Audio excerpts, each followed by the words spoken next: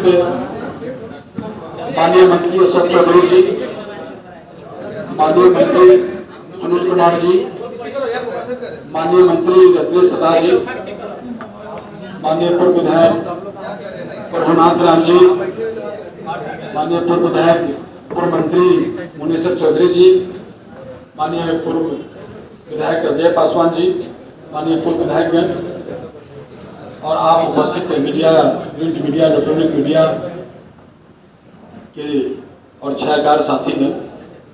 आप सबों का हार्दिक अभिनंदन, स्वागत करता हूँ। आज इस महत्वपूर्ण प्रेस वार्ता में आप सबों को बताने के लिए बुलाया गया है कि आज पार्टी ने निर्णय लिया है कि आज जो देश का हालात है, जो देश में राजनीतिक जो हमारा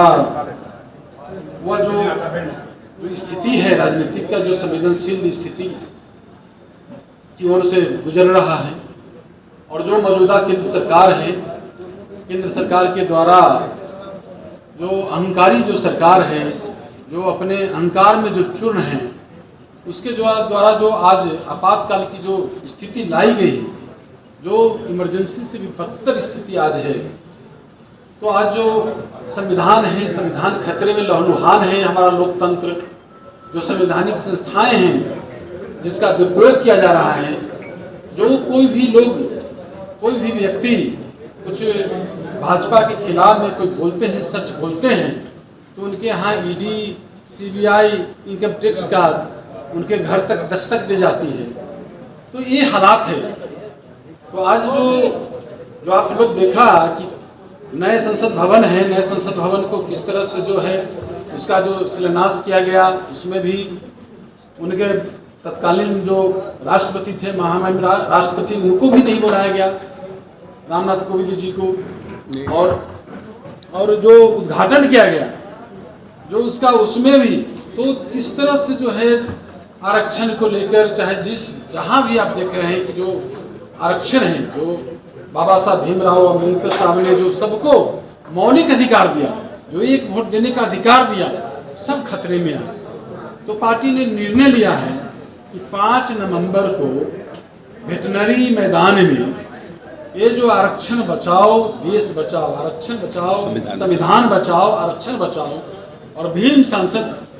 कार्यक्रम के तहत इसका हम लोग आयोजन कर रहे हैं। और इसमें जो है हमारे पार्टी के सर्वमान्य नेता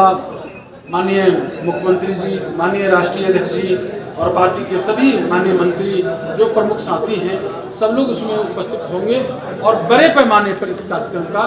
बड़ी संख्या में लोग उपस्थित होंगे। और जो देश में इसका मैसेज दिया जाएगा, जो संकल्प हम सबों के नेता जो लिया है, देश बचाओ, जो भाजपा हटाओ, देश बचाओ, संविधान बचाओ, इस संकल्प को हम लोग जो है आगे इस अभियान को बढ़ाएंगे और इसको मैसेज हम लोग दे रहे हैं। इसके लिए हम अध्यक्ष जी ने बड़ा विस्तार से चर्चा कर दी है, लेकिन 2-3 बातों को जानना बड़ा ज़रूरी है कि क्या ऐसी बात हुई जिसके लिए हमें भीम संसद बुलाने की आवश्यकता पड़ी और 5 नवंबर का हम लोगों ने तारीख का निर्णय किया है। जिस तरह से आरएसएस के जो थॉट प्रोसेस है, माननीय मंत्री जी इस पर विशेष बताएंगे, जिस तरह से आरएसएस की जो थॉट प्रोसेस है, उस पर ये भारतीय जनता पार्टी के लोग चल रहे हैं। आज तक पहली बार जब से विपक्ष के लोगों का गठबंधन भारतीय जनता पार्टी को शिकस्त देने के लिए तैयार हुआ, तब से भारतीय जनता पार्टी के लोगों को इंडिया के नाम से नफरत हो गया। और आरएसएस का ये पुराना थॉट प्रोसेस है, दूरगामी सोच है, और पहली बार हिंदी और इंग्लिश को मिक्स किया गया। भारत के राष्ट्रपति के नाम से पहले से हम लोगों को कार्ड आता रहा है या लोगों को इनवाइट जाता रहा है, जब कार्ड हिंदी में रहता था। लेकिन जानबूझ करके, क्योंकि इंडिया जैसे शब्द से या तो इनको डर है या इनका सनक है कि इन्होंने पहली बार प्रेसिडेंट ऑफ भारत लिखा। ना हम लोगों को भारत से कोई गुरेज है, ना हमें इंडिया से कोई परहेज है। हम मानते हैं कि इंडिया और भारत दोनों एक है। हम लोग तो बस जोड़ने की बात करते हैं। इसीलिए इंडिया के स्लोगन में लिखा है, जुड़ेगा भारत जीतेगा इंडिया। तो हमारा कहीं कोई फर्क नहीं है, हमें इस बात से कोई चिंता नहीं है कि वो भारत लिखते हैं। लेकिन आरएसएस के लोग शुरू से जो उनकी किताब है बंच ऑफ थॉट्स, चाहे आरएसएस के जो प्रमुख रहे हैं, उन सब लोगों ने भारत के ऊपर एम्फसाइज किया है और वर्ण व्यवस्था पर उन्होंने कि वर्ण व्यवस्था ठीक है, इसके बारे में उन लोगों ने चर्चा की है। और आरएसएस बार बार भारत को लेकर के कहता रहा है, जिसको कि बीजेपी के लोगों ने अपनाया,